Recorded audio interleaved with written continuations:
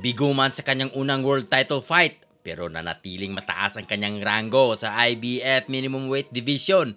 Sa pinakabagong IBF World Rankings, si Christian Balunan ay nasa ika-6 na pwesto. Pero bago yan, huwag kalimutang mag-subscribe at i-click ang notification bell para sa iba pang exclusive boxing updates mula dito sa PMI Bohol Boxing Promotions at Kumong Bulanon TV.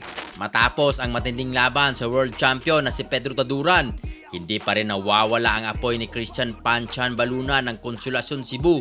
Bagamat nabigo sa kanyang unang world title fight, nanatiling mataas ang kanyang rango sa IBF Minimum Weight Division. Patunay na hindi pa tapos ang kanyang laban sa pangarap. Sa pinakabagong IBF World Rankings, si Balunan ay nasa ika-6 na pwesto, isang malaking karangalan para sa isang batang mandirigmang Pilipino. Kasama niya sa listahan ng ilang kilalang pangalan sa mundo ng boxing. Sa ika-5 pwesto, ang Hapon na si Takeshi Ishii. Sa ika-4 na pwesto din ang Cebuano fighter ng ARQ Boxing Stable na si Ian Abne. At sa ika-3, ang Chinese boxer na si Chang Jingzhu. Kasama rin sa top 10 si Nabiban Sibanda ng Zimbabwe. Number 7, Joey Canoy. Number 8, at ang dating world champion na si Vic Saludar.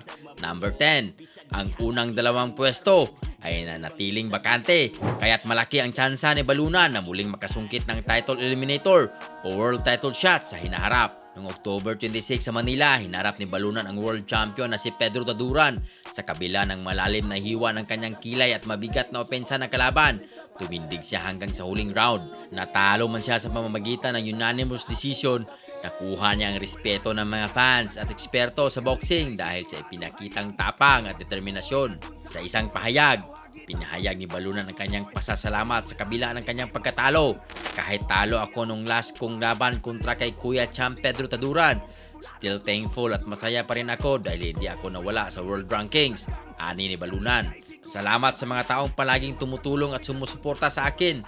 God bless you sa inyong lahat. Still, andito pa rin tayo sa IBF number 6. Let's go! Si Christian Panchan Balunan, 25 anyos, ay may record na 12 wins, 7 knockouts at 1 talo. At kahit ilang beses man siyang mabigo, nanatiling buo ang kanyang loob.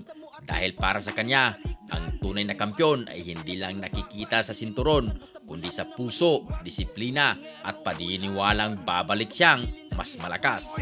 Kumong Bulanon di ni matapang, Ginoo ang giyaw sa mo parang malinog o bagyo di makatarog, Bulanog dugo siguradong barog.